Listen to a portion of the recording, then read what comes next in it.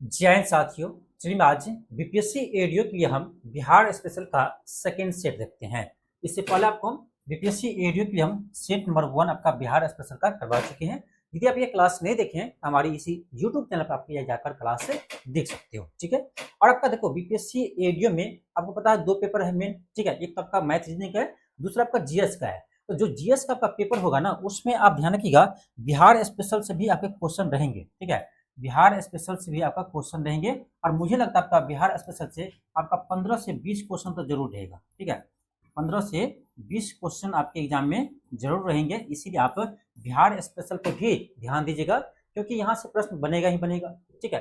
तो बिहार स्पेशल भी आपका जीएस के लिए बहुत ही महत्वपूर्ण है, इसलिए इस क्लास को भी आपको देखना जरूरी है, ठीक है। चलिए हम इस क्लास को हम स्टार्ट करते हैं। आज देखो आज का मेरा पहला प्रश्न है, आज का आपका पहला प्रश्न है। क्वेश्चन देखिए क्या है। क्वेश्चन का आपका कि 2011 की जनगणना के अनुसार बिहार के किस जिले में पुरुषों से ज्यादा महिलाएं हैं। अब देखिए क्वेश्चन का पूछने का थोड़ा सा तरीका बदल दिया है। इसमें यह ने पूछा है कि लिंगानुपात सबसे अधिक किसका है। कहने का मतलब तो यही है भाई, जहां पर पुरुष से ज्यादा महिलाएं हैं उसका मतलब कहने का मतलब ये हुआ कि बिहार के किस जिला का लिंगानुपात सर्वाधिक है, ठीक है। बिहार के किस जिला का लिंगानुपात सर्वाधिक है। तो सबसे अधिक आपका लिंगानुपात किसका है, ये है आपका गोपालगंज का, ठीक है। किसका है, गोपालगंज का है। तो गोपालगंज जिला का सबसे अधिक लिंगानुपात है, कितना है ये भी याद रखना, ये आपका है 221।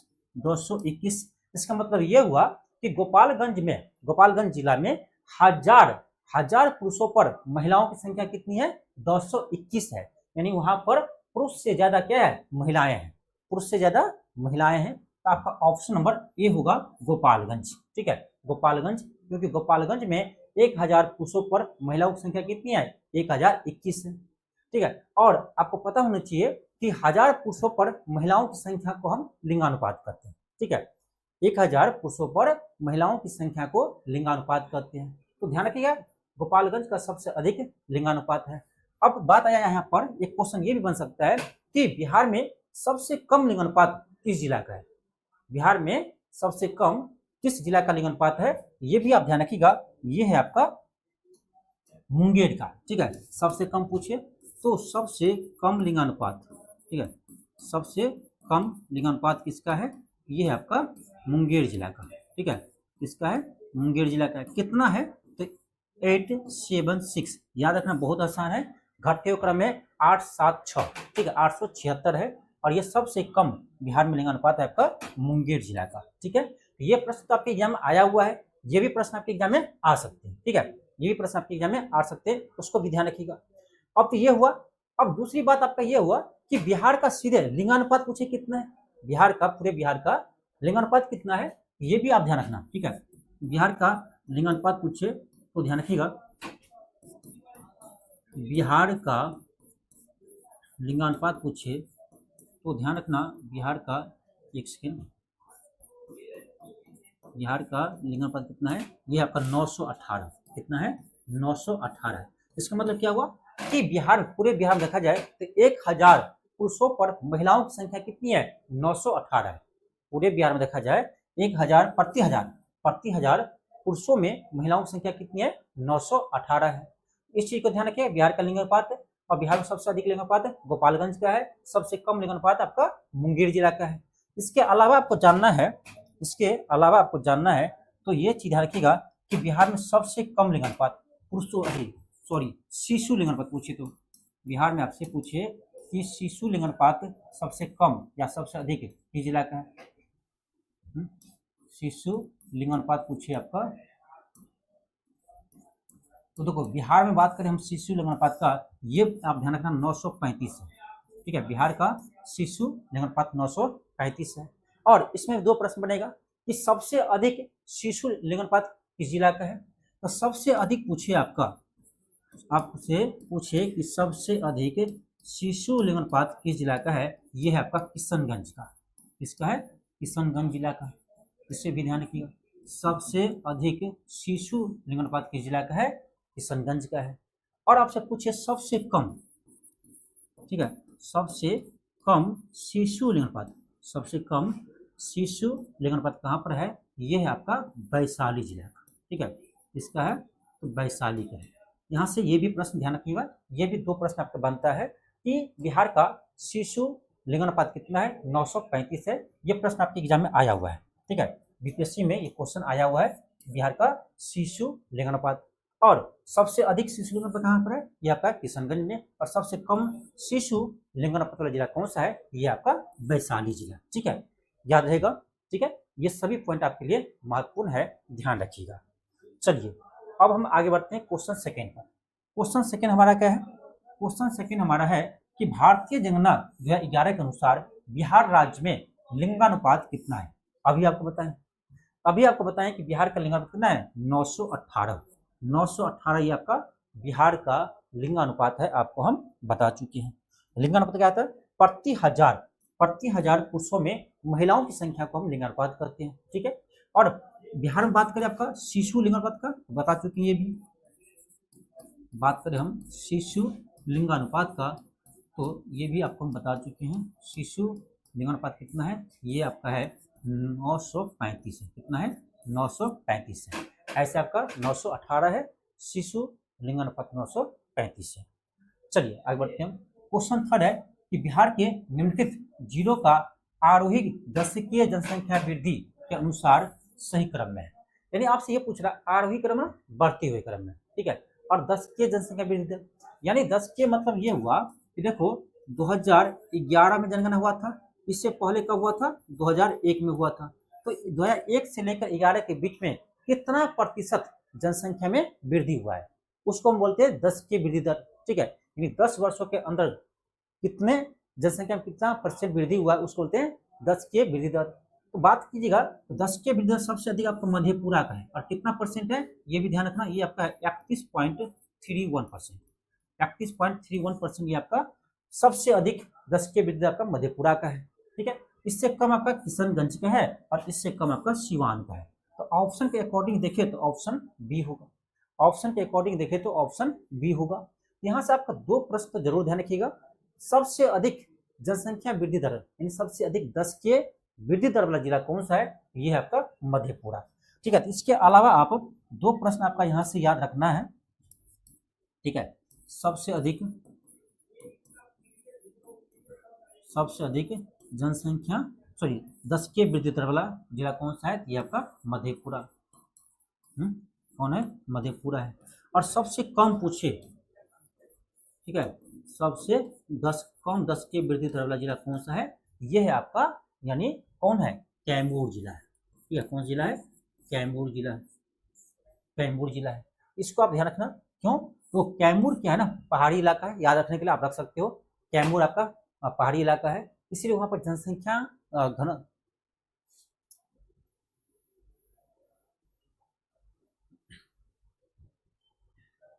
यहाँ पर आप 2 प्रश्न और ध्यान रखिएगा। क्या, तो पहला आप ये ध्यान रखिए कि सबसे अधिक दशकीय वृद्धि दर वाला जिला कौन सा है, ये आपका मधेपुरा, ठीक है।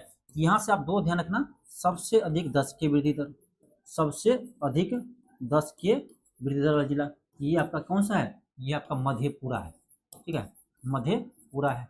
और यहाँ से एक प्रश्न और बनता है कि सबसे कम, ठीक है, सबसे कम दशकीय वृद्धि दर वाला जिला कौन सा है, ये आपका गोपालगंज, कौन सा जिला है, ये आपका है गोपालगंज, ठीक है। तो गोपालगंज जिला जो है उसका दशकीय वृद्धि दर सबसे कम है, और सबसे अधिक दशकीय वृद्धि दर आपका मधेपुरा जिला का है, ठीक है, किसका है, मधेपुरा का है। ये ध्यान रखिएगा, यहाँ से आपका 2 प्रश्न और बन सकता है। चलिए आगे हम बढ़ते हैं। आपका नेक्स्ट क्वेश्चन है, क्वेश्चन नंबर 4 है। क्वेश्चन 4 का आपका देखो, करा जनसंख्या घनत्व के आधार पर बिहार का स्थान है। यानी देखा जाए जनसंख्या घनत्व के मामले में पूरे देश में बिहार किस स्थान पर आता है, ये आता है आपका प्रथम स्थान पर। कैसे, तो राज्यों में बात करें, ठीक है, ध्यान रखिएगा, राज्यों में हम बात करें तो पूरे 28 राज्यों में, ठीक है, 28 राज्यों में देखिए तो आपका बिहार का जनसंख्या घनत्व सबसे अधिक है। कितना भाई, यह आपका 1106 है। 1106 क्या, 1106 व्यक्ति प्रति वर्ग किलोमीटर, यानी 1 वर्ग किलोमीटर में, ठीक, ध्यान रखें, 1 वर्ग किलोमीटर में निवास करने वाले जनसंख्या को या निवास करने वाले व्यक्तियों को हम क्या कहते हैं, जनसंख्या घनत्व कहते हैं। तो बिहार का जनसंख्या घनत्व कितना है, 1106 व्यक्ति है, 1106 व्यक्ति प्रति वर्ग किलोमीटर है, ठीक है। तो ध्यान रखना बिहार का जनसंख्या घनत्व 1106 है, जो पूरे राज्यों में सबसे अधिक है, तो राज्यों में बात करें तो प्रथम स्थान पर है। ऐसे बात करें पूरे देश में प्रथम स्थान पर कौन है, ये आपका दिल्ली है। ठीक है, यूटी की बात करें या ऑल ओवर बात करें, ठीक है, यूटी में बात करें या ऑल ओवर में बात करें, जनसंख्या सबसे अधिक किसका है, आपका होगा दिल्ली। राज्यों में बात करें सबसे अधिक किसका है, तो है बिहार का। ठीक है, और कितना है, 1106 है, 1106 व्यक्ति प्रति वर्ग किलोमीटर। ठीक है, ध्यान रहेगा, यहाँ से प्रश्न आपके एग्जाम में आएंगे। अब देखो, इसके अलावा यहाँ से आपको 2 प्रश्न और ध्यान रखना है। क्या, पहला प्रश्न आपको ये ध्यान रखना है, यहाँ से आपका 2 प्रश्न या 2 पॉइंट आप ध्यान रखिए। क्या, पहला पॉइंट आप ये ध्यान रखिए कि बिहार में सबसे अधिक जनसंख्या घनत्व किस जिला का है। यहाँ से प्रश्न आता है, सबसे अधिक आपका जनसंख्या घनत्व पूछे, ये किस जिला का है, ये है आपका शिवहर का। किसका है, शिवहर का है। ठीक है, ये आपका शिवहर का है, सबसे अधिक जनसंख्या किसका है, शिवहर का है। ठीक है, और यहाँ पर एक प्रश्न और बनता है कि सबसे कम जनसंख्या घनत्व किस जिला का है, सबसे कम जनसंख्या घनत्व किस जिला का है, ये है आपका कैमूर जिला का।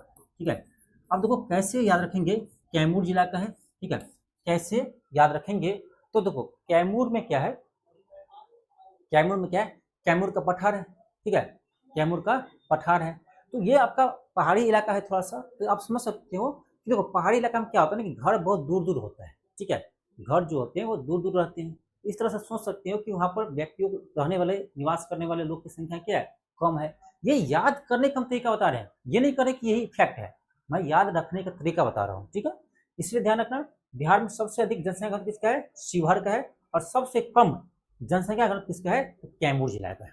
याद रहेगा। ठीक है, इसको आपको ध्यान रखना है। चलिए आगे हम बढ़ेंगे। क्वेश्चन मेरा 5 है, आपका निम्नलिखित में से कौन सा पार्क या अभ्यारण्य बिहार के बाघ परियोजना के अंतर्गत आते हैं। कौन सा अभ्यारण्य जो है बिहार में बाघ परियोजना के अंतर्गत आते हैं, आपको पता ही होगा। अभी एक मात्र ही आपका राष्ट्रीय उद्यान है, कौन, Valmiki tiger reserve. Valmiki tiger reserve है बिहार का एकमात्र टाइगर रिजर्व, और ये आपका बिहार के पश्चिमी चंपारण जिला में है।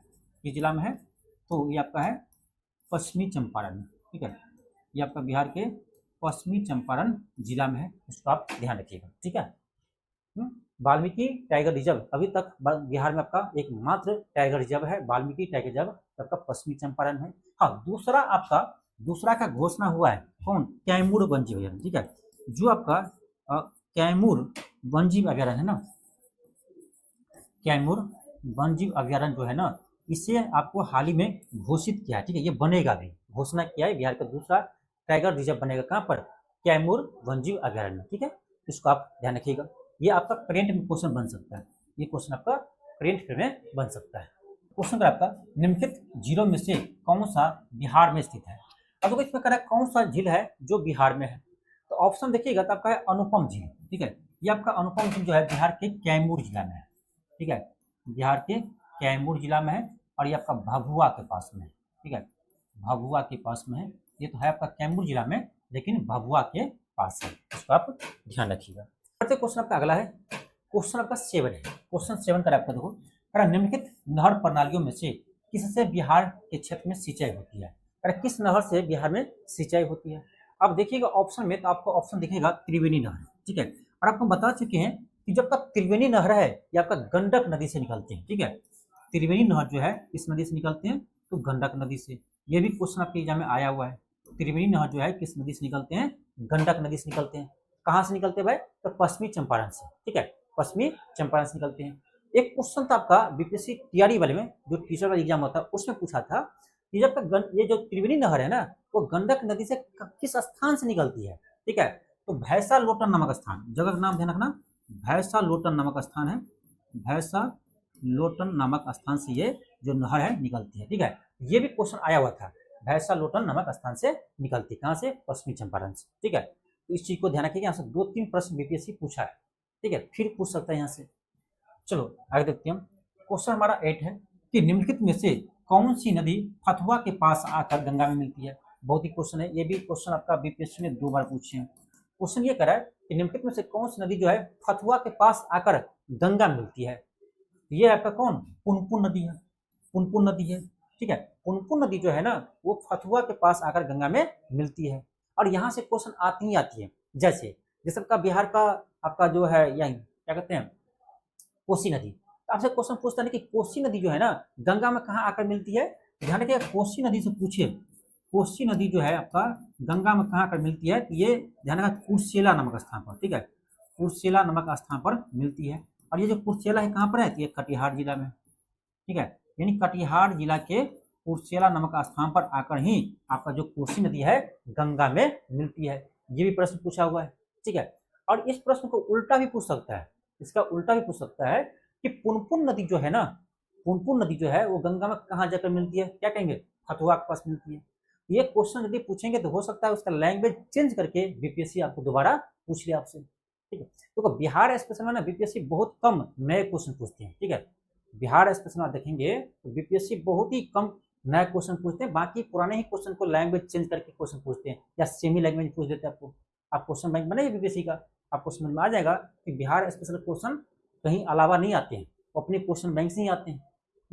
इसलिए कहेंगे कि क्वेश्चन बैंक को जरूर बनाइए। और ये जो हम सारे क्वेश्चन आज लेकर आए हैं ना, सारा का सारा आपका बीपीएससी का पीवाईक्यू प्रश्न है, ठीक है, सारा का सारा आपका बीपीएससी का पीवाईक्यू प्रश्न है, ठीक है। चलिए आगे बढ़ते हैं।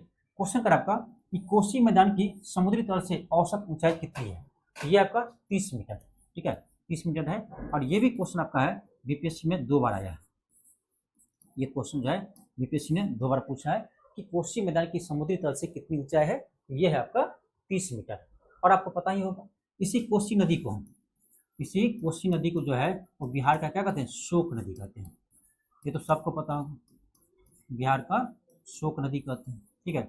इसी कोसी नदी को हम बिहार का शोक नदी कहते हैं, ठीक है, ये भी आपको पता होना चाहिए। और बिहार का शोक नदी हम कोसी नदी को ही क्यों कहते हैं, क्योंकि आपको पता ही होगा कि बाढ़ यानी बारिश के समय आपका बाढ़ सबसे ज़्यादा बिहार में कहाँ आते हैं, कोसी नदी में आते हैं, जिससे क्या होता है बहुत ही माल जाल की क्षति होती है, ठीक है। इसी कारण से हम बिहार का शोक नदी कहते हैं, किसको, कोसी नदी को। एक प्रश्न और भी पूछता है कि बिहार का ऐसे कौन सी नदी है जो अपने मार्ग परिवर्तन करने में प्रसिद्ध है, अपने मार्ग परिवर्तन करने के नाम से वो जाने जाते हैं, वो भी है क्या, कोसी नदी, ठीक है। कोसी नदी में जब बाढ़ आती है ना, पता नहीं चलेगा वो किधर से वो निकल जाएगा, ठीक है। इसलिए कहते हैं यही सबसे अधिक अपनी रास्ता में परिवर्तन करने वाली नदी कौन सी है, ये है कोसी नदी। और इसीलिए हम बिहार का शोक नदी कहते हैं, किसको, कोसी नदी को, ठीक है। चलिए आगे बढ़ते हैं। क्वेश्चन आपका है कि निम्नलिखित में से किस स्थान पर कोसी नदी जो है गंगा मिलती है, आपको बता चुके हैं। किस स्थान पर आपका कोसी नदी गंगा मिलती है, ये आपका कुर्सेला नामक स्थान पर मिलती है, ये आपका कटिहार में, ठीक है, बिहार के कटिहार जिला में कुर्सेला, ठीक है। चलिए आपका नेक्स्ट क्वेश्चन है, क्वेश्चन आपका है 11। क्वेश्चन क्या कर आपका, क्वेश्चन 11 कर आपका कि निम्नलिखित में से कौन सा भारत के राज्य में मौजूद एकमात्र यूनेस्को के विश्व धरोहर स्थल है, ठीक है। ये बिहार के बारे में पूछ रहा आपसे, देखो इसमें एक मात्र नहीं है, 2 है। एक आपका महाबोधि विहार जिसे आपका 2002 में शामिल किया गया था, ठीक है। और एक आपका है नालंदा में बौद्ध मठ जिसे आपका 2016 में शामिल किया गया, ठीक है। इसका आंसर आपका ए और बी दोनों होगा, इसलिए इसका आंसर क्या होगा, ऑप्शन नंबर ई होगा, 1 से अधिक, ऊपरी में से 1 से अधिक होगा, ऑप्शन नंबर ई होगा, ठीक है। इस चीज को ध्यान रखिएगा, ठीक है, इस चीज का आप ध्यान रखिएगा। चलिए आगे बढ़ते हैं। क्वेश्चन आपका 12 है। क्वेश्चन करा है कि गंगा और गंडक नदियों के संगम पर आयोजित महीने तक चलने वाली पशु मेले का नाम क्या है, सब जानते हैं, सोनपुर मेला से प्रसिद्ध है वो, सोनपुर मेला उसको कहते हैं, ऑप्शन नंबर बी होगा।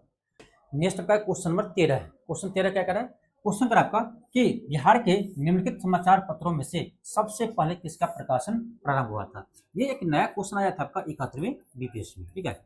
71वीं बीपीएससी में क्वेश्चन पूछा हुआ था कि बिहार का पहला समाचार पत्र कौन सा है, ये आपका है पटना हड़कारा, ठीक है, पटना हड़कारा। और इसका प्रकाशन आपका ध्यान रखिएगा 1855 हुआ था, ठीक है, 1855 में इसका प्रकाशन किया गया था। यह बिहार का पहला समाचार पत्र नहीं है, बिहार का पहला समाचार पत्र आपका है नूर अल अलवर, ठीक है, इसका नाम है नूर उल अलवर, ठीक है। और इसका जो है प्रकाशन आपका कहाँ से किया था, आरा से इसका प्रकाशन किया गया था, ठीक है, आरा से इसका प्रकाशन किया था। कब किया गया था, इसका प्रकाशन आपका 1854 में किया गया था, 1854 में किया गया था। और ये बिहार का पहला समाचार पत्र है, ठीक है, नूर अल अनवर, ठीक है, नूर अल अरवल, ये बिहार का पहला समाचार पत्र है जिसका प्रकाशन 1854 में आरा से किया गया था। लेकिन क्वेश्चन यहाँ पर पटना हड़कारा क्यों हुआ है, क्योंकि ऑप्शन देखेंगे ना क्या करें, निम्नलिखित में से ये जो आपका 4 ऑप्शन दिया उसमें आपका सबसे पहला समाचार पत्र यही है आपका पटना हरकारा, जो सबसे पहले प्रकाशन हुआ था।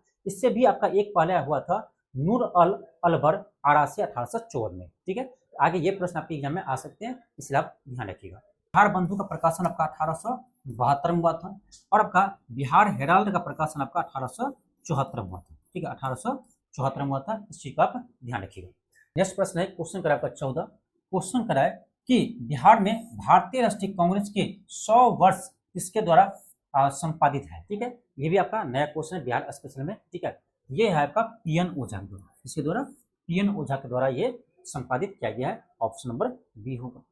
क्वेश्चन का अगला है कि स्वामी सहजानंद सरस्वती ने एक पत्रिका का प्रकाशन किया था, इसका नाम था, इसका नाम है आपका हुंकार। ठीक है, ध्यान रखिएगा, हुंकार समाचार पत्र के संपादक कौन है, स्वामी सहजानंद सरस्वती जी। ठीक है, चलो आगे देखते हैं। आगे आपका क्वेश्चन है कि किसान क्या करे किसने लिखी, किसान क्या करे। जब भी देखो बिहार में जब भी किसान की बात आए ना, आपको नहीं भी पता है तो आप हमेशा किसको लगा करिएगा, स्वामी सहजानंद सरस्वती जी को लगा करिए। ठीक है, क्योंकि ज्यादातर बिहार में आप देखेंगे कि 1929 में, ठीक है देखो 1929 में बिहार प्रांतीय किसान सभा का गठन कौन करते हैं, स्वामी सहजानंद सरस्वती जी करते हैं। और आपका 1936 में आपका लखनऊ में अखिल भारतीय किसान सभा का गठन कौन करते हैं, तो स्वामी सहजानंद सरस्वती करते हैं। तो इसीलिए आपको जब भी बिहार में खास करके किसान वाले क्वेश्चन आए ना, आपको नहीं पता है तो यदि ऑप्शन में स्वामी सहजानंद सरस्वती जी है तो ज्यादा चांस होता है कि वही आंसर होंगे। ठीक है, हाँ आपको पता है तो कोई बात ही नहीं है। ठीक है, मैं इस केस में बता रहा हूँ ना, जब आपको कुछ भी पता नहीं है, जब उस समय प्रश्न आ जाए और आपको बनाना ही है तो आप स्वामी सहजानंद सरस्वती के नाम लगाकर आप आ सकते हो। क्योंकि देखो जितने भी क्वेश्चन आएगा आपका बिहार में किसान से, मैक्सिमम का आंसर आपका स्वामी सहजानंद सरस्वती ही होंगे। ये कोई ट्रिक नहीं है, ये हम कोई ट्रिक नहीं बता रहे हैं, लेकिन अधिकांशतः हो सकते हैं। ठीक है, आपका अगला क्वेश्चन है, आपका निम्नलिखित में से किस अखबार का प्रकाशन पटना से होता था। तो ये आपका होता है इंडियन नेशन। इंडियन नेशन का प्रकाशन आपका पटना से, प्रकाशन आपका 1931 में हुआ था। ठीक है, 1931 में किसके द्वारा थे, दरभंगा के महाराजा। ठीक है, दरभंगा के महाराजा के द्वारा किया गया था। दरभंगा के महाराजा थे आपका कामेश्वर सिंह। ठीक है, दरभंगा के महाराजा कामेश्वर सिंह के द्वारा इसका प्रकाशन किए गए थे। ठीक है, कामेश्वर सिंह के द्वारा किया गया था, लेकिन इसका प्रकाशन पटना से किया गया था 1931 में। ठीक है, ध्यान रखिएगा। अगला क्वेश्चन है, क्वेश्चन है आपका बिहार के प्रमुख समाचार पत्र बिहारी, बिहार के प्रमुख समाचार पत्र बिहारी के संपादक थे। ये था आपका बाबू महेश्वर प्रसाद जी। बाबू महेश्वर प्रसाद का संबंध किससे है, तो बिहार के बिहारी समाचार पत्र से है। ठीक है, ऑप्शन नंबर डी होगा। अगला क्वेश्चन आपका है कि मदरलैंड को किसने प्रकाशित किया, मदरलैंड। ठीक है, तो इसका प्रकाशन सदाकत आश्रम से किया गया था। ठीक है, इसका प्रकाशन सदाकत आश्रम से किया गया था पटना से। ठीक है, सदाकत आश्रम पटना से किया गया था, किसके द्वारा, तो मजरुल हक के द्वारा। ठीक है, मौलाना मजरुल हक के द्वारा जो है मदरलैंड के प्रकाशन किया गया था, कहाँ से, सदाकत आश्रम से। ठीक है, अगला क्वेश्चन है, क्वेश्चन आपका बिहार में डालमिया नगर किसके लिए प्रसिद्ध है। बिहार में डालमिया नगर किसके लिए प्रसिद्ध है, तो बिहार का डालमिया नगर जो है ना, ये सीमेंट उद्योग के लिए प्रसिद्ध है। ठीक है, बिहार का जो आपका डालमिया नगर, यहाँ पर आपका सीमेंट का उत्पादन होता है। ठीक है, और ध्यान रखिए ये कहाँ पर है, ये आपका रोहतास जिला में। आपसे ये भी क्वेश्चन पूछ सकता है। ठीक है, बिहार का डालमिया नगर जो है, जो सीमेंट के उत्पादन के प्रसिद्ध है, वो बिहार के किस जिला में है, ये आपका रोहतास जिला में, याद रहेगा। चलिए आगे बढ़ते हैं। क्वेश्चन हमारा है कि बिहार में बरौनी रिफाइनरी किसके सहयोग से बनाया गया था। तो बिहार की बात करें बरौनी रिफाइनरी का, ये आपका पूर्व सोवियत संघ रूस के सहयोग से बनाया गया था। ठीक है, कब, तो लगभग ध्यान रखिएगा 1964-65 में। ठीक है, 1964-65 में जब का है रूस के सहयोग से आपका बरौनी में रिफाइनरी का स्थापना किया गया था। ठीक है, चलिए अगला क्वेश्चन है, क्वेश्चन पर आपका एशिया की सबसे बड़ी एवं ताजा जल वाली गोपुर झील बिहार में कौन सी है। तो बिहार में बात करें सबसे ताजा झील जो है गोपुर झील, ये आपका है कांवड़ झील। ठीक है, कांवड़ झील। और यहाँ से क्वेश्चन बीपीएससी ने 2-3 बार पूछा है, क्योंकि कांवड़ झील जो है ना, कांवड़ झील को 2020 में, कांवड़ झील को 2020 में रामसर स्थल में शामिल कर दिया गया। ठीक है, रामसर स्थल में शामिल कर दिया गया, इसीलिए यहाँ से आपका 2 बार प्रश्न पूछा गया है बीपीएससी द्वारा। ठीक है, तो कांवड़ झील कहाँ पर है, ये आपका बिहार के बेगूसराय जिला में है। ठीक है, बिहार के बेगूसराय जिला में आपका कांवड़ झील ये क्वेश्चन 2 बार आया हुआ है, ठीक है, इसीलिए आप ध्यान रखिएगा। चलिए आगे बढ़ते हैं। क्वेश्चन हमारा है कि निम्नलिखित जिलों में से 2001 से 11 के दौरान कहाँ पर शाब्दिक जनसंख्या वृद्धि हुई है। यही बात हुआ कि सबसे अधिक 10 के वृद्धि दर कहाँ हुआ है। ये आपका कहाँ पर, मधेपुरा में आपको बता चुकी है। कितना, तो 31.31%, ठीक है, ये आपको बता चुके हैं 31.31%। ये आपको बता चुके हैं, इसको आप ध्यान रखिएगा। ऑप्शन क्या होगा, सी होगा। और आपको ये भी बताए हैं कि सबसे कम 10 के वृद्धि दर कहाँ हुआ है। सबसे कम आपका कहाँ पर हुआ है, 10 के वृद्धि दर, ये हुआ आपका गोपालगंज में, ठीक है, बता चुके हैं। सबसे कम 10 के वृद्धि दर कहाँ पर है, ये हुआ आपका गोपालगंज जिला में, इसको भी आप ध्यान रखिएगा। आगे बढ़ते हैं। क्वेश्चन मेरा अगला है, 2011 की जनगणना में बिहार के निम्नलिखित जिलों में से किसमें अनुसूचित जनजाति यानी एसटी, अनुसूचित जनजाति यानी एसटी जनसंख्या का प्रतिशत सर्वाधिक था। अब देखिए बीपीएससी क्या करते हैं ना, अब वो भी दिमाग लगा रहा है, बीपीएससी दिमाग ये लगा रहा है आपका, क्योंकि देखो सर्वाधिक सबको पता है कहाँ पर है, एसटी की जनसंख्या आप देखा जाए तो सबसे अधिक कहाँ पर है प्रतिशत के अनुसार, ये आपका है पश्चिमी चंपारण में, कहाँ पर है, पश्चिमी चंपारण जिला का है, प्रतिशत का है या आप जनसंख्या दोनों में है, पश्चिमी चंपारण है, ठीक है। लेकिन अब देखो इस ऑप्शन पश्चिमी चंपारण है ही नहीं, इस ऑप्शन देखिएगा तो पश्चिमी चंपारण है ही नहीं, और यहाँ क्या लगा दिया देखो निम्नलिखित जिला में, और जब निम्नलिखित लगा दिया तो हमको ऑप्शन देखना है कि इसमें सबसे अधिक किसका है। पश्चिमी चंपारण सबको याद रहता है, तो पश्चिमी चंपारण ऑप्शन में नहीं दिया है।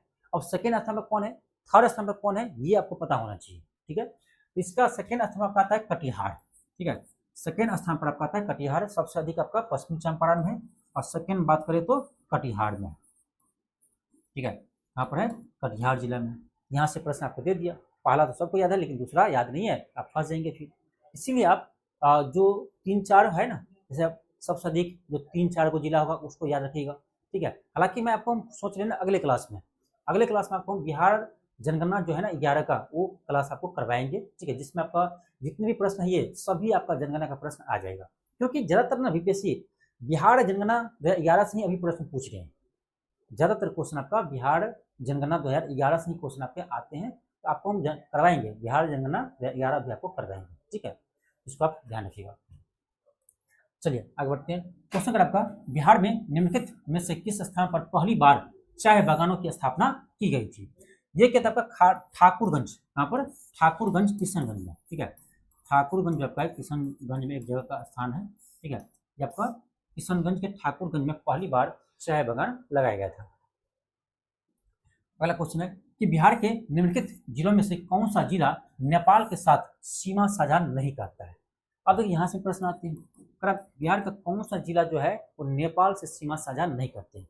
आपको हम कितना बार बता चुके हैं कि बिहार का आपका 7 जिला है, कितने जिला है, 7 जिला है जो नेपाल से सीमा लगाते हैं, ध्यान रखिएगा, बिहार के कितना जिला है, 7 जिला है जो नेपाल से सीमा लगाते हैं, ठीक है, नेपाल से सीमा साझा करते हैं। कितने जिला बिहार का, 7 जिला है। कौन कौन सा जिला है देखो, पहले ध्यान रखना पश्चिमी चंपारण, ठीक है, फिर आगे आपका पूर्वी चंपारण के बाद क्या होगा, पश्चिमी चंपारण, पूर्वी चंपारण, सीतामढ़ी,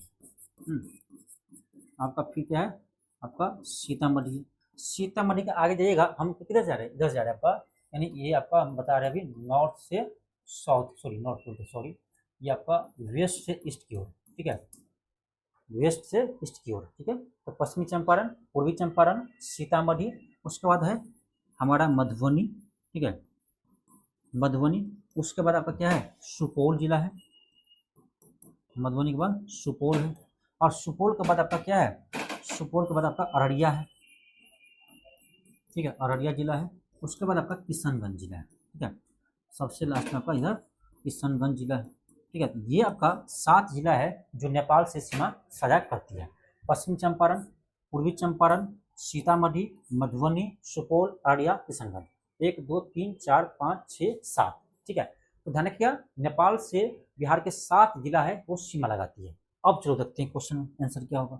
क्वेश्चन क्या कर रहा था, क्वेश्चन कर रहा है कौन सा जिला जो नेपाल से सीमा साझा नहीं करती है। देखो मधुबनी तो करती है, किशनगंज भी करती है, ठीक है, सीतामढ़ी भी करती है, पूर्णिया नहीं करती है, ठीक है। पूर्णिया जो है वो आपका नेपाल से सीमा साझा नहीं करती है। ठीक है, याद रहेगा, इस चीज को ध्यान रखिएगा। ठीक है, और ये सातों का सातों जिला आप इसी क्रम में ध्यान रखिएगा, क्योंकि कभी कभी डीप क्वेश्चन पूछेगा ना, तो आपका ईस्ट से वेस्ट से ईस्ट की ओर क्रम पूछ सकता है, या ईस्ट से वेस्ट की ओर आपका क्रम पूछ सकता है। इस चीज का आप ध्यान रखिएगा। ठीक है, क्वेश्चन आपका 27 है। क्वेश्चन का आपका ब्रह्मयोनी झील बिहार के किस जिले में स्थित है? ये आपका गया जिला में। ठीक है, ब्रह्मयोनी झील कहाँ पर है? गया जिला में। अगला क्वेश्चन है कि मुजफ्फरपुर, दरभंगा तथा चंपारण जिले में कौन सी मिट्टी अधिकांश पाई जाती है? कर आपका कि मुजफ्फरपुर, दरभंगा और पश्चिमी चंपारण, चंपारण में दोनों आ जाएगा, पूर्वी और पश्चिमी दोनों। ठीक है, चंपारण जिले में कौन सा मिट्टी अधिकांश पाई जाती है? ये आपका नवीन जलोढ़ मिट्टी पाई जाती है। ठीक है, नवीन जलोढ़ मिट्टी पाई जाती है, जिसे हम खादर कहते हैं। नवीन जलोढ़ मिट्टी को खादर कहते हैं और पुरानी जलोढ़ मिट्टी को हम बांगर मिट्टी कहते हैं। ठीक है, आपका अगला क्वेश्चन है।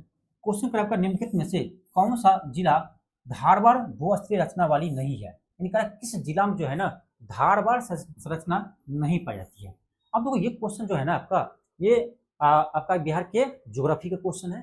और आपको बता दें, आपको एक चीज बता दें कि बिहार स्पेशल में, ठीक है, बिहार सामान्य अध्ययन का बात करें हम, बिहार स्पेशल का, तो आपको हम इसी यूट्यूब चैनल पर, ठीक है, बिहार स्पेशल का इसी यूट्यूब चैनल पर आपको पूरे डिटेल्स में क्लास करवा रखे हैं। ठीक है, और वो भी क्लास हमारे हैंड राइटिंग नोट्स से है। ठीक है, जो हम हैंड राइटिंग मेरा नोट्स है, उस नोट्स से आपको हम क्लास करवा रखे हैं पूरे सब्जेक्टिव में। ठीक है, पूरे डिटेल्स में करवा रखे हैं। तो आप यदि वहाँ से बिहार का ज्योग्राफी और बिहार की हिस्ट्री क्लास कर लेते हैं ना, एक भी प्रश्न आपका नहीं छूटेगा।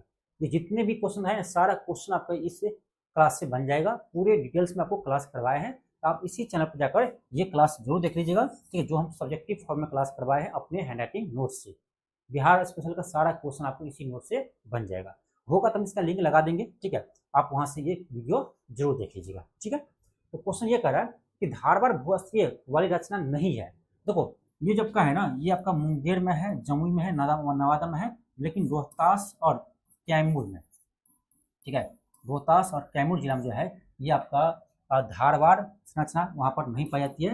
वहां पर विध्यन श्रेणी की संरचना पाई जाती है। ठीक है, विध्यन श्रेणी की रचना पाई जाती है। ठीक है, तो ध्यान रखिएगा। तो आपका इसका आंसर ऑप्शन नंबर बी होगा, ऑप्शन नंबर बी होगा। ठीक है, बहुत ही अच्छा क्वेश्चन था।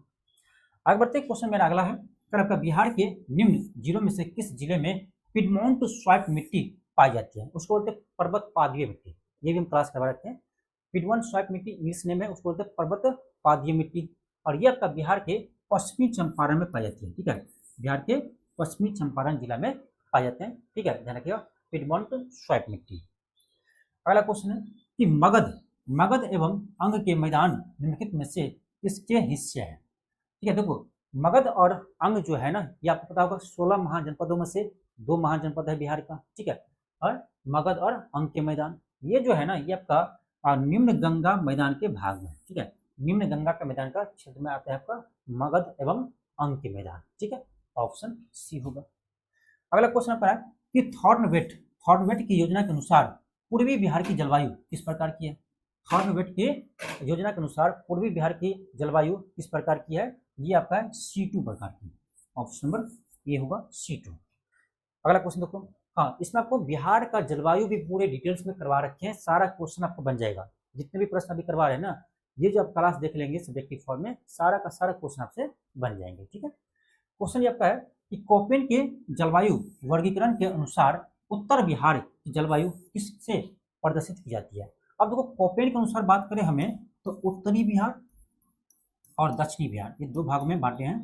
ठीक है, उत्तरी बिहार, तो उत्तरी बिहार को ना CWG संकेत दिए हैं, और कोपेन जी ने दक्षिण बिहार, ठीक है, दक्षिण बिहार जो है कोपेन के वर्ग के अनुसार दक्षिण बिहार जो है इसको दिया है संकेत आपका AW, एक कैपिटल होगा, W आपका स्मॉल होगा। ठीक है, ध्यान रखिएगा, यहाँ उत्तरी बिहार पूछ रहा है तो हो सकता है आपका अगला क्वेश्चन दक्षिणी बिहार का पूछ दे। ठीक है, दक्षिणी बिहार पूछ दे आपसे। ठीक है, उसको ध्यान रखिएगा। तो उत्तरी बिहार पूछ रहा है, क्या होगा? CWG होगा। क्या होगा? CWG होगा, ऑप्शन नंबर ए होगा। अगला क्वेश्चन है कि बिहार का अधिकांश भाग निम्नलिखित में से किस प्रकार की जलवायु के अंतर्गत आते हैं? यानी ये कह रहा है कि बिहार का अधिकांश जलवायु किस प्रकार की है? बिहार की अधिकांश जलवायु जो है वो किस प्रकार की है? ये आपका है उपोष्ण कटिबंधीय मानसून, उपोष्ण कटिबंधीय मानसून है। ठीक है, तो आपसे यदि प्रश्न पूछा जाए बिहार का अधिकांशतः जलवायु किस प्रकार का है, किस प्रकार की है, ये आपका उपोष्ण कटिबंधीय मानसून। ठीक है, चलिए अगला क्वेश्चन देखते हैं।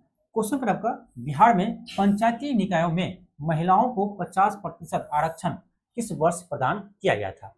अब तो ये प्रश्न जो है ना, ये इम्पोर्टेंट इसीलिए है क्योंकि ये बिहार के मुख्यमंत्री जब नीतीश कुमार बने थे, ठीक है, तो आपका 2006 में लागू किया था। ठीक है, 2006 में से लागू किया था और ये क्वेश्चन दोबारा अभी आ सकते हैं, दोबारा आ सकते हैं। और ये भी ध्यान रखिएगा, ये पूरे देश का बिहार एक पहला राज्य थे, बिहार पहला राज्य थे जिन्होंने पंचायती राज व्यवस्था में जो है महिलाओं को 50% आरक्षण देने का काम किया था। ठीक है, और ये 2006 में बिहार पंचायती राज अधिनियम 2006 के तहत ये प्रदान किए गए थे। ठीक है, इस चीज को आप ध्यान रखिएगा। आपका अगला क्वेश्चन है, आपका बिहार विधानसभा परिषद की पहली बैठक किस वर्ष हुई थी। ये हुई थी आपका 1913 में। ठीक है, 1913 में बिहार विधान परिषद की पहली बैठक होती है। क्वेश्चन 37 है, क्वेश्चन कर आपका कि बलदेव साय ने महाधिवक्ता की पद से त्यागपत्र कब दिए थे। ठीक है, ये दिया था आपका कब, तो 1942 में भारत छोड़ो आंदोलन के समय दिया था। ठीक है, ऑप्शन नंबर ए होगा। अगला क्वेश्चन देखते हैं कि बिहार के प्रथम मुख्यमंत्री कौन थे। ठीक है, बिहार के प्रथम मुख्यमंत्री ये है आपका श्री कृष्ण सिंह। बिहार के प्रथम मुख्यमंत्री पूछा जाए तो श्री कृष्ण सिंह होंगे, ऑप्शन नंबर ए होगा। ठीक है, अगला क्वेश्चन है भारत सरकार अधिनियम 1935 के तहत बिहार विधान परिषद की प्रथम निर्वाचित सभापति कौन थे। ठीक है, और ये भी क्वेश्चन बीपीएससी ने 2 बार पूछे हैं। ठीक है, ये क्वेश्चन आपका बीपीएससी 2 बार पूछे हैं। और ध्यान क्वेश्चन करा है कि भारत सरकार अधिनियम 1935 के तहत बिहार विधान परिषद के प्रथम निर्वाचित सभापति कौन थे। ये था आपका राजीव रंजन सिन्हा। देखो यहाँ पर ना स्टूडेंट कंफ्यूज हो जाते हैं। ठीक है, कैसे देखो, यहाँ पर निर्वाचित पूछे आपसे, ठीक है, ध्यान रखना, यदि आपसे निर्वाचित पूछे तो निर्वाचित में आपका प्रथम जो है सभापति थे राजीव रंजन सिन्हा। हालांकि 1935 अधिनियम के बाद जो है ना, राज्यपाल जो है ना राय बहादुर सतीश चंद्र जी को है ये सभापति बनाए गए थे। ठीक है, लेकिन अंतर क्या है, ये आपका मनोनीत वाले हैं, ये जो आपका इससे मनोनीत किया गया था। ठीक है, न कि इसे निर्वाचित किया गया था। ठीक है, यहाँ से 2 तरह का प्रश्न बन सकता है। क्वेश्चन ये बन सकता है कि भारत सरकार अधिनियम 1935 के तहत बिहार के प्रथम सभापति कौन थे। यदि निर्वाचित नहीं रहता तब इसका आंसर क्या होते, राय बहादुर सतीश चंद्र होते। इसीलिए आपका बहुत जगह ना इसका आंसर ए भी दे रहा है। ठीक है, इसका आंसर यही दे रहा है, लेकिन ये गलत है। निर्वाचित पूछा जा रहा है तो निर्वाचित होगा आपका राजीव रंजन सिन्हा। ठीक है, और देखो बात यह है ना कि बिहार स्पेशल का कोई भी अच्छा बुक नहीं है मार्केट में, कोई भी आपको ऐसे बुक नहीं मिलेगा जहाँ पर आपको सारा का सारा फैक्ट आपको सही नहीं मिलेगा। ठीक है, बहुत सारे बुक में इरा है बिहार स्पेशल का, इसलिए किसी एक बुक पर भरोसा मत करना कि इस बुक में ये दिया तो वही होगा, जरूरी नहीं है। ठीक है, बहुत जगह मिस्टेक दिया हुआ है। ठीक है, इसीलिए बिहार स्पेशल आप कोई भी पढ़ते हैं ना, किसी एक बुक को फॉलो मत करना कि उसी में जो दिया वही सही है, बहुत सारे बुक में गलत है इसलिए, और इसका भी आंसर बहुत सारे बुक में गलत दिया हुआ है। तो ध्यान रखना ये आपको कि निर्वाचित सदस्य, निर्वाचित अध्यक्ष पूछे, निर्वाचित सभापति पूछे सॉरी, तो क्या होगा, राजीव रंजन सिन्हा होगा। यदि मनोनीत पूछे तो क्या होगा, आपका होगा राय बहादुर सतीश चंद्र। ठीक है, ध्यान रखिएगा। आपका अगला क्वेश्चन है, हम बहुत बड़ी भूल करेंगे यदि हम बिहार की जनता और उनके मंत्रिमंडल को लीग के नेताओं के हिंसक एवं असभ्य आक्रमणों के आगे आरक्षित छोड़ देंगे। ये वर्ष 1946 में यह बात किसने कही थी। ठीक है, तो ये कहा था आपका सरदार वल्लभ भाई पटेल जी ने। ठीक है, 1946 में सरदार वल्लभ भाई पटेल जी ने ये शब्द कहे थे। अगला क्वेश्चन है, क्वेश्चन आपका डॉक्टर राजेंद्र प्रसाद को 9 अगस्त 1942 को गिरफ्तार करके कहाँ भेजा गया था। तो 9 अगस्त 1942 को यानी भारत छोड़ो आंदोलन के समय जो है आपका डॉक्टर राजेंद्र प्रसाद जी को बांकीपुर जेल भेजा गया था। ठीक है, यहाँ पर बांकीपुर जेल भेजा गया था। अगला क्वेश्चन है, क्वेश्चन आपका सन 1939 में बिहार में अंबारी सत्याग्रह, बिहार में अंबारी सत्याग्रह का नेतृत्व किसने किया था। ये किया था आपका राहुल सन्तियान। ठीक है, राहुल सन्तियान जो है बिहार में अंबारी सत्याग्रह का नेतृत्व प्रदान किए थे। कि कांग्रेस सोशलिस्ट पार्टी की पहली बैठक पटना में कब हुई। ये हुआ आपका 1934 में। ठीक है, 1934 में। अगला प्रश्न इसी से संबंधित है, यहाँ करा है 1934 में बनी बिहार सोशलिस्ट पार्टी के सचिव कौन थे। ठीक है, बिहार सोशलिस्ट पार्टी के सचिव कौन थे। ठीक है, इसका सचिव थे आपका जयप्रकाश नारायण जी, इसका सचिव थे आपका आचार्य नंदेव, इसका अध्यक्ष थे। ठीक है, इस चीज का आप ध्यान रखिएगा। इसका आंसर क्या होगा, इसका आंसर आपका ऑप्शन बी होगा 1934। ठीक है, इसका आंसर क्या होगा, इसका आंसर होगा आपका ऑप्शन सचिव करें, ऑप्शन नंबर बी होगा जयप्रकाश नारायण। क्वेश्चन का आपका 45 कि बिहार समाजवादी पार्टी 1931 में जो गठन हुआ था किसने किया था। तो इसमें आपका फूलन प्रसाद वर्मा, रामवृक्ष बेनीपुरी, जयप्रकाश नारायण, इन सभी का योगदान था। ठीक है, फूलन प्रसाद वर्मा, जयप्रकाश नारायण, रामवृक्ष बेनीपुरी, रामवृक्ष बेनीपुरी, इन सभी का योगदान था। ठीक है, इस चीज का आप ध्यान रखिएगा। ठीक है, तो ऑप्शन नंबर बी होगा। आपका अगला क्वेश्चन है कि बेगूसराय के चौकीदारी टैक्स के विरुद्ध आंदोलन किसका हिस्सा था। तो वो बेगूसराय में ना चौकीदारी टैक्स नहीं देने के लिए विरोध प्रदर्शन किया गया था। कब किया था? ये किया था आपका सवर्णीय अवज्ञा आंदोलन के समय, यानी कह सकते हैं नमक सत्याग्रह के दौरान। सवर्णीय अवज्ञा आंदोलन कब हुआ था? 1930 में हुआ था, आपको पता ही होना चाहिए। ठीक है, तो इसी के दौरान जो है ना बिहार के बेगूसराय में जो है चौकीदारी टैक्स न देने के कारण, न देने के लिए आपका विरोध प्रदर्शन शुरू हुआ था कि हम चौकीदारी टैक्स नहीं देंगे। इसका विरोध कब हुआ था? सवर्णीय अवज्ञा आंदोलन के समय हुआ था। आपका अगला क्वेश्चन है, आपका बिहार में 1929 में किसान सभा आंदोलन का आरंभ किसने किया था। तो आपको बता चुके हैं कि बिहार में देखो 1929 में जो है बिहार प्रांतीय किसान सभा का गठन किया गया था। बिहार प्रांतीय किसान सभा का गठन किया गया था।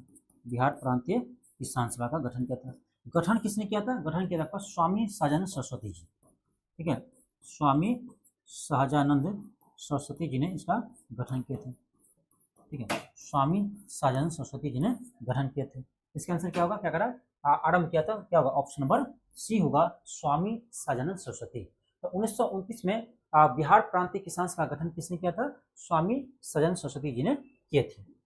अगला क्वेश्चन आपका कि बिहार में स्वराज, एक चीज और ध्यान रखिएगा, यहाँ पर एक चीज और ध्यान रखिएगा, आपसे पूछे कि स्वामी सहजानंद सरस्वती ने अखिल भारतीय किसान सभा गठन कब किया?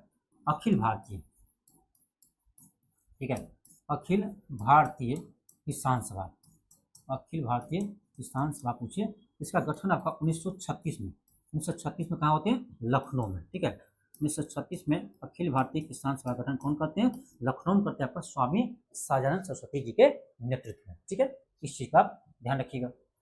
अगला क्वेश्चन हमारा क्वेश्चन कर रहा है कि बिहार में स्वराज दल का गठन किसने किया था। ये किया था आपका श्री कृष्ण सिंह। बिहार में स्वराज दल का गठन श्री कृष्ण सिंह के नेतृत्व में किया गया था। अगला क्वेश्चन है कि मुंगेर के बढ़िया ताल विरोध का उद्देश्य क्या था।